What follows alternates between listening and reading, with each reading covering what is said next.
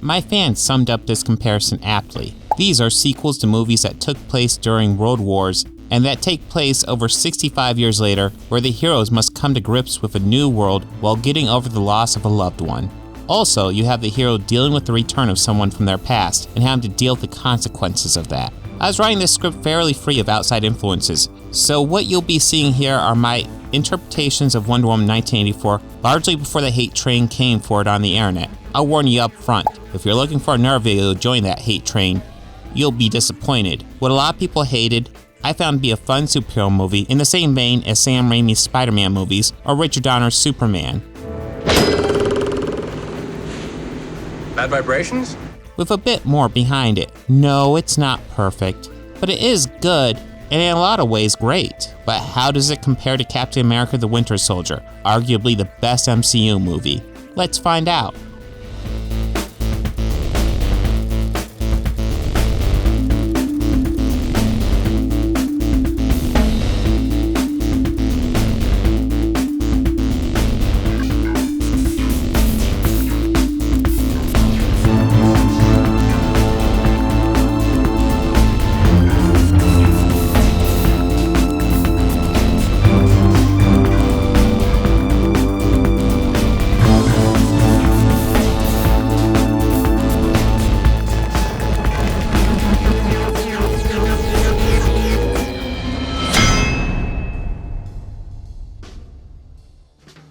Chris Evans stars as Captain America, aka Steve Rogers. He is a man out of time, recently unfrozen from his World War II tomb. He joins S.H.I.E.L.D. when he finds out that it was founded by Peggy Carter. The world is not quite what he expected. This is a movie where instead of having a protagonist have a problem and they have to evolve past that issue, they instead see a problem with the world around them and they have to force the world to their position. It's a logical call for a Captain America story. He has such strong ethics built into his character when he is well written that it becomes tough to imagine him actually being wrong. Do you want to kill Nazis? I don't want to kill anyone. I don't like bullies. I don't care where they're from. He sometimes is. Did you know? I didn't know it was him. I just did you know? Yes. But he's usually fairly spot on with the big issues. Wonder Woman, aka Diana Prince, as played by Gal Gadot, is seen as a character clinging to her past despite how much the world has changed around her. She still pines for Steve Trevor and refers to him as her one love. This movie grants her her wish, only at the cost of her powers, which are slowly slipping away from her. When she realizes that the only way to get her powers back is to let Steve go, she refuses. Why, for once, can't I just have this one thing, Steve? This one thing? I'm not sure we have a choice. It's understandable. From her perspective, she has done so much for the world. How could she get this one break and then be asked to give it up? But she does. In the original movie, Diana loses Steve, but it's here where she has to let Steve truly go. Literally, the fate of the world depends on her willingness to move on. She cannot have him back. She must move on, which can be one of the hardest things people have to do. I'll always love you, Diana, no matter where I am. I love you. I renounce my wish. When you feel like you have that one perfect relationship with that one perfect person, and then you realize that can never truly be. That can be a heartbreak that seems like we'll never recover from. This is of course not true. We can recover. It takes time, but it can and will happen. But the first step is letting go. It took Diana over 60 years to do this, but she does. Both these actors do amazing jobs. Evans was already a strong actor and nails his performance as Rogers every time. Gadot has had acting issues, but has shown significant improvement every time she plays Diana, and this is once again her best delivery of the role. It is also the meatiest her role has gotten, though she definitely had some meat to her role in the first movie. The difference is, there you could tell she was pushing her skill as an actor to the limit, and sometimes didn't work so well. However, here we never get that. Her performance is fairly seamless. One of the critiques of Wonder Woman 1984 is how Diana still seems hung up on Steve after over 60 years, which honestly doesn't seem that insane to me. Many of us have had people in our lives where the relationship was left unresolved, and that can have a haunting impact. The movie isn't saying this is all there is to Diana, at least I hope it isn't, and the fact that she has a successful career in the Smithsonian reinforces this. It's just saying, even after all this time, she still has a thing for Steve. One idea of this movie is the importance of letting relationships like this go completely, because they no longer serve a useful purpose. I also find it rather strange that no one critiques Steve Rogers for still pining after Peggy Carter for as long as he does, to the point where him being with her is the resolution of his entire arc in the franchise.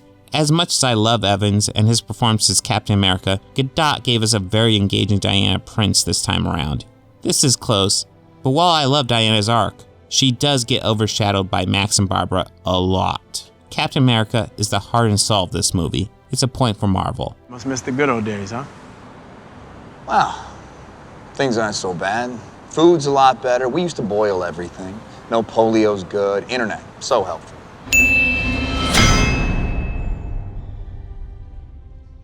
Wonder Woman 1984 has two villains. There's Maxwell Lord, as played by Pedro Pascal, and Barbara Minerva, aka Cheetah, as played by Kristen Wiig.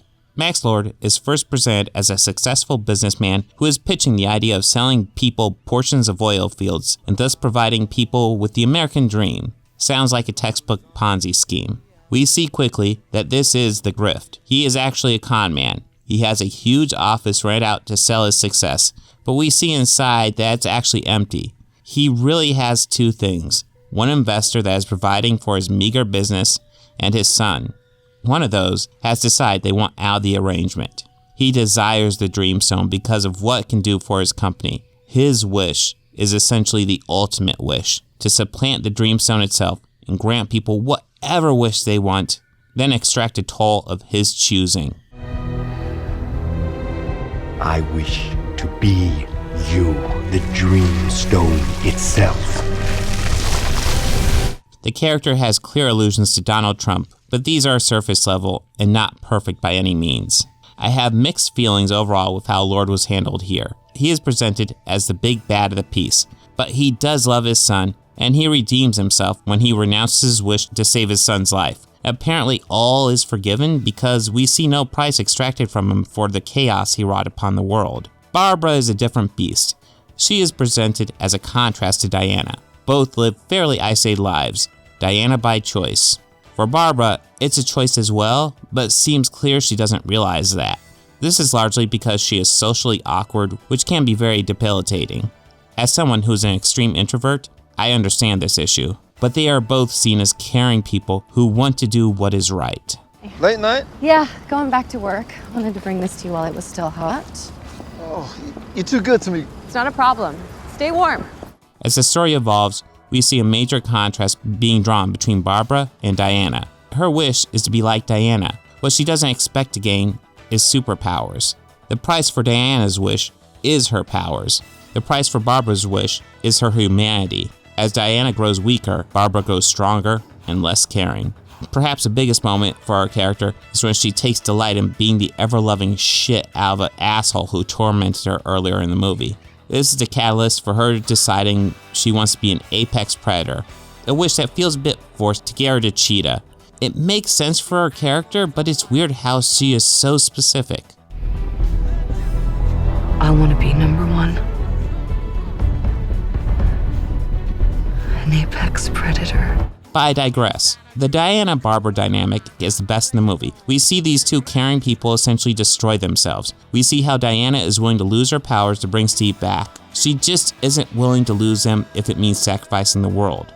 We see Barbara lose the best parts of herself. She gains her confidence and loses what made her a good person. Diana doesn't lose what made her good, but she is asked to let go of Steve once and for all, and we see how much it breaks her. Captain America, the Winter Soldier, also has two villains at the heart of its story. They, in many ways, function the same as Wonder Woman 1984's villains. Sebastian Stan, as the Winter Soldier, aka Bucky Barnes, is a mindless zombie doing the deeds of Hydra. The difference between these two is how Steve has a choice to fight against Hydra and S.H.I.E.L.D., while Bucky has no choice. He is simply controlled. They both represent very similar physical threats to each other. Part of what Bucky brings is what Steve is missing. He is trying to return to life by sticking to things he is familiar with. He is also introducing himself to the new world, but through the lens of what he already knows. He joins S.H.I.E.L.D. because it was founded by Peggy, and eventually he has to let go of that. Then he gets Bucky back. But it's not the same Bucky. Steve's desire to bring Bucky back represents him trying desperately to hold on to a world he lost. Thank you, Buck. But I can get by on my own. The thing is, you don't have to. I'm with you to the end of the line, pal. But also save the man he could have been if things turned out slightly differently. You're my mission. Then finish it. Because I'm with you to the end of the line. Alexander Pierce, as played by Robert Redford, is the main villain of the piece. Where Steve has choice and Bucky does not, Pierce is a character focused on eliminating that choice for the rest of the world. He wants to bring peace to the world and protect the vast majority of people by eliminating a few million that may cause some chaos and question the way of things. I can bring order to the lives of 7 billion people by sacrificing 20 million. Right. It's actually very similar to McCarthyism and the hunt for potential communists. Pierce is the ultimate thought police. People are not judged for their actions, but for their potential actions. This is again close. These are great villains, but there's a lot more meat to Max and Barbara's characters. It has to be a point for DC. Where's your warmth, your joy, your humanity, your... Forget about me. What is it costing you?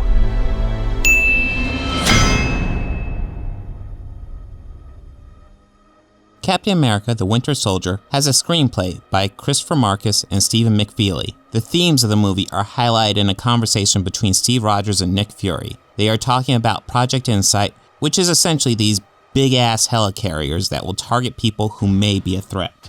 Nick sees this as a good thing, how it could prevent threats before they happen. The satellites can read a terrorist's DNA before he steps outside his spider hole. We're gonna neutralize a lot of threats before they even happen. Thought the punishment usually came after the crime. Steve questions this, and it's enough to give Fury pause enough to slow the program down and research it a bit, thus forcing the movie into Act 2 when Fierce attempts to assassinate Fury to push the helicarriers through. Steve's fears are proven true in a conversation with the remains of Armin Zola, who establishes that the goal of Project Insight is not just to stop terrorists, but all potential threats throughout the world, and put the world in a state of Hydra-controlled peace. Hydra created a world so chaotic that humanity is finally ready to sacrifice its freedom to gain its security. Captain America is really at the heart of the whole thing. It's his doubts that make Fury second-guess the plan. Black Widow follows orders and is comfortable doing dirty deeds, but he also makes her question that existence. I thought I knew whose lies I was telling, but... I guess I can't tell the difference anymore. This is a movie where the idea of an unchanging protagonist really works well.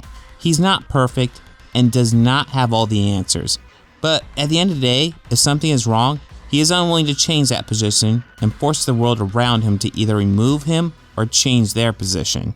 Wonder Woman 1984 has a screenplay by Patty Jenkins, Geoff Johns, and Dave Callaham, and a story by Patty Jenkins and Geoff Johns. The entire idea of the movie is presented in a flashback to Diana on Thematic. She goes into a competition even though she is clearly too young and does extremely well until she falls off her horse. She then takes a shortcut in an attempt to win. Her shortcut is discovered, and she is not allowed to complete the competition. In fact, at the end of the flashback, we get Antiphony saying the themes for the whole movie.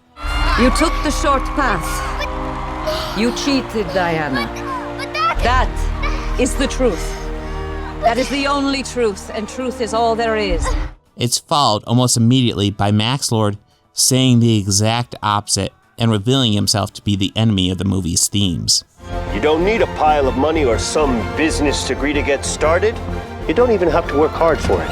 At Black Gold Cooperative, all you need is to want it. The flashback shows us what the Dreamstone really is. It is a shortcut to allow you to get everything you want, but in the end, you will not win. The core of the movie is about truth against lies, accepting what is instead of just getting what you want and believing that's all that matters. The lies are always appealing because they tell us what we want to hear. But the truth is the truth, and in the end, no amount of lies will ever change the truth. That is at the heart of the ending. Max Lord is a con man who is all about lying. His strategy is, if you get caught in a lie, you just make up another lie to cover it up. When he becomes the Dreamstone, he continues this, except instead of lies, it's wishes. I've never been one for rules. Luckily, I have a way to reverse it. The answer is always more. And it is established that these wishes are lies. The god of lies, Dolus Mendacius, Duke of Deception. He's been called by many names, but if he's the one who empowered that stone, there has to be a trick. He can control the cost of everyone's wish to his benefit, except for one, his own. It first goes for his health, but he begins to take others' health as a cost for their wish. So then the Dreamstone goes for his son. He has only one option left to save his son, and that is to embrace the truth Diana shows him and renounce his wish. Let's be blunt. Both these movies have some great ideas that they are going for, and they both largely succeed. Wonder Woman 1984 goes for its themes in a character-driven way, which makes it more natural. It's also less clear-cut. In The Winter Soldier, Zola says Hydra's big plan was to make humanity give up its freedom for its security. What a strangely specific goal when it's clear Hydra just wants to take over, and this is the angle it's going with. I'm going to get hate here, but 1984 goes for something big and gets insanely close to nailing it. It's a point for DC. Just say the word! You can have it all! You just have to want it! I've never wanted anything more.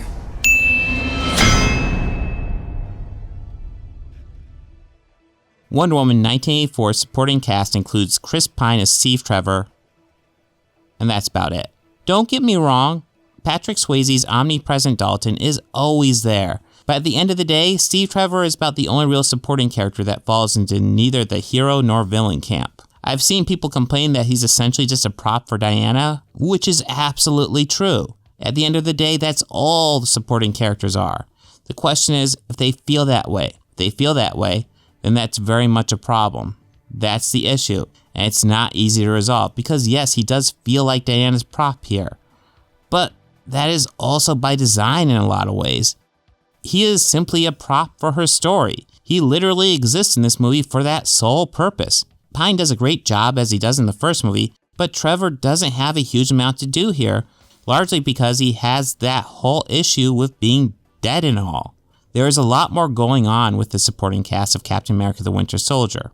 We have Anthony Mackie as Falcon, Scarlett Johansson as Black Widow, and Samuel L. Jackson as Nick Fury. There's even more characters that contribute a lot, like Colby Smulders as Maria Hill, Patrick Swayze as Dalton, Emily Van Camp as Kate, and Frank Grillo as Rumlow. But Falcon, Black Widow, and Nick Fury are the primary supporting cast. These three characters represent the world around Steve Rogers. Falcon is a part of the world trying to reach out to Steve and let him know that he is welcome to rejoin. Black Widow is the co-worker who takes the world as it is with no questions asked. Fury is the New World Order. He is the character who is in charge of the world.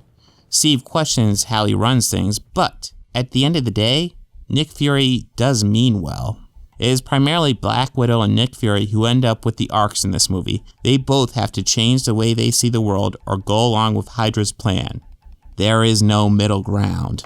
This isn't a real contest. This is the easiest point so far. It's a point for Marvel. You got out for a good reason. Dude, Captain America needs my help. There's no better reason to get back in.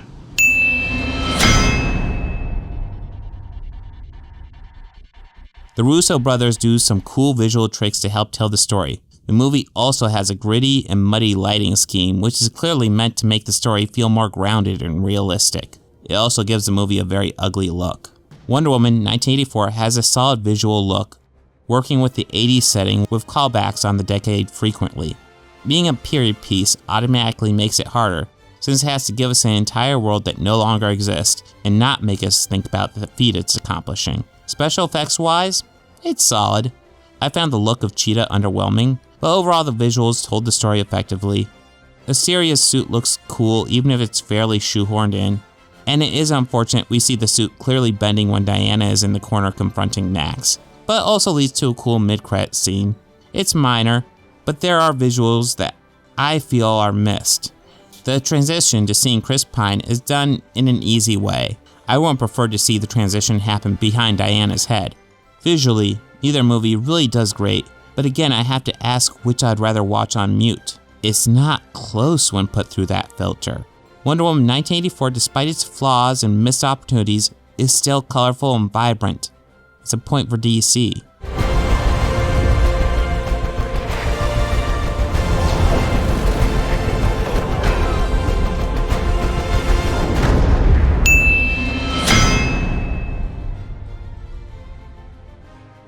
Wonder Woman 1984 has a score by Hans Zimmer. The most memorable parts of the score are honestly callbacks from earlier movies.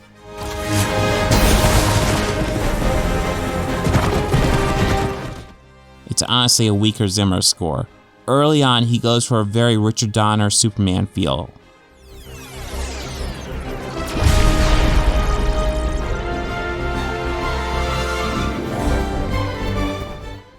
But even that bit seems to disappear as the movie goes on. The most noteworthy thing about it is that it constantly reminds me of Patrick O'Hearn.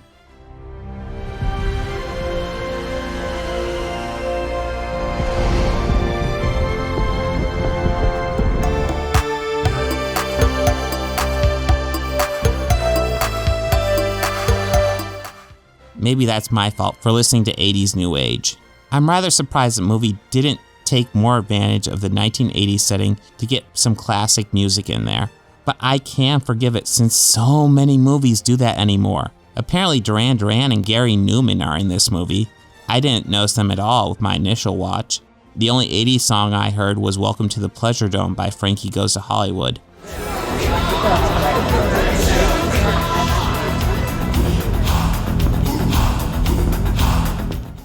The song has clear jungle elements used to highlight Cheetah. It also plays well with how all the characters are pursuing their pleasures. God, it's so loud in here. Sound design works well for the movie.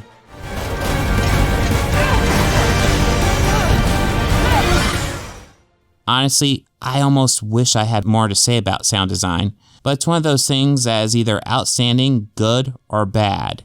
And when it's good, it just blends into the movie. It's better than being bad, and a big budget movie with bad sound design is almost unheard of. Henry Jackman does the score for The Winter Soldier, and he does some great stuff here.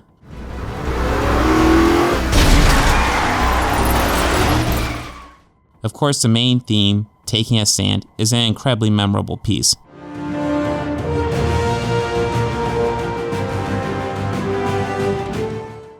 But the scream with the Winter Soldier is a great touch.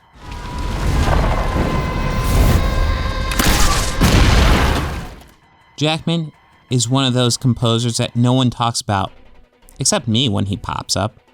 All his scores are fairly great.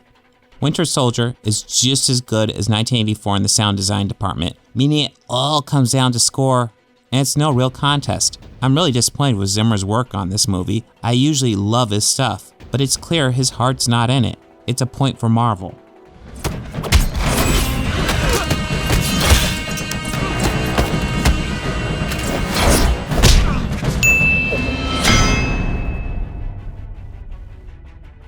One thing is absolutely clear. If this category was still action, it would be a slam dunk for Captain America the Winter Soldier. Captain America the Winter Soldier is a spy thriller with Captain America.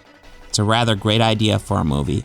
It's a movie idea that a character like Captain America is perfect for. The film wants to explore the gray areas of the world and use Captain America as a light to help make the issues clear.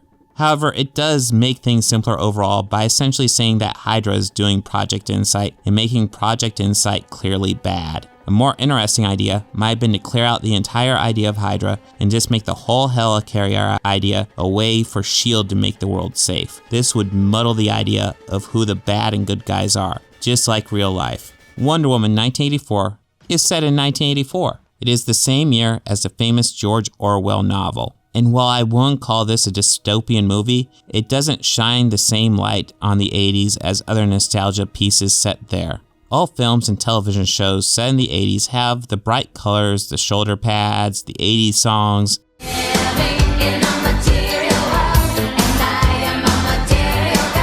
But this movie includes the Cold War and the greed over need mentality that proliferated the 80s and is a large part of Max Lord's motivations. At Black Gold Cooperative, all you need is to want it. The answer is always more. Greed, for lack of a better word, is good. Greed is right. Greed works. Wonder Woman 1984 takes the bold stance of looking at the 80s far more critically than other pieces of entertainment who seem more interested in just calling back to the cool aspects of the 80s. Wonder Woman 1984 takes the 80s much more as they were rather than how we want to remember them. This is clearly established early on. We get the women working out in their flashy 80s outfits, then we get the part we are rarely shown, the men staring grossly at the women. This is the movie's way of telling the audience that this isn't the glamorized 80s, this is much closer to the real 80s. Max Lord represents some of the worst of the 80s with its excesses. This may also be why they avoided so much of the awesome 80s music they could have used here. Overall, I have to admit, 1984 really went for something cool and largely succeeded. However, because The Winter Soldier made its goal much clearer, made it much easier for it to hit the bullseye. It's close, but Winter Soldier was most definitely the exact movie it was meant to be. It's a point for Marvel. We compromised, sometimes in ways that made us not sleep so well. But we did it so that people could be free. This isn't freedom. This is fear.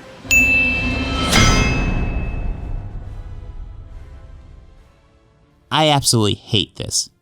Both these movies are awesome, and doing this comparison means kicking one of them down. It doesn't matter which one wins in the end, especially with all the hate being spewed at Wonder Woman 1984 right now. It's insanely over the top. Many people are ranking it 0 out of 10 or calling it the worst superhero movie ever. It seems like the internet is turning every fan base toxic. These movies are interesting to look at side by side. If I had to break down 1984 into its primary conflict, it'd be truth versus lies. If I had to do the same thing for The Winter Soldier, it'd be choice versus control.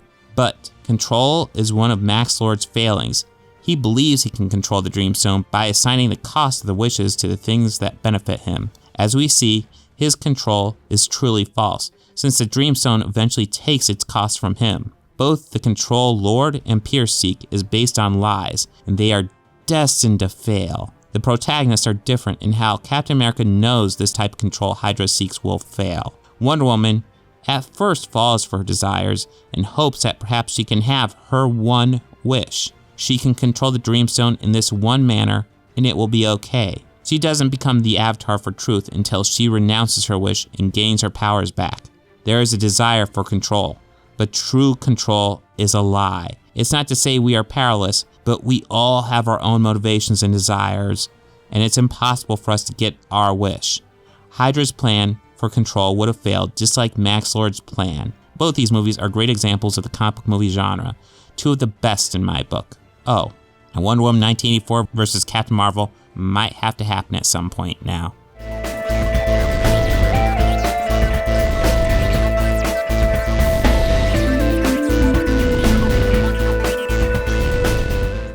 They think order and chaos are somehow opposites and try to control what won't be. I used to fuck guys like you in prison.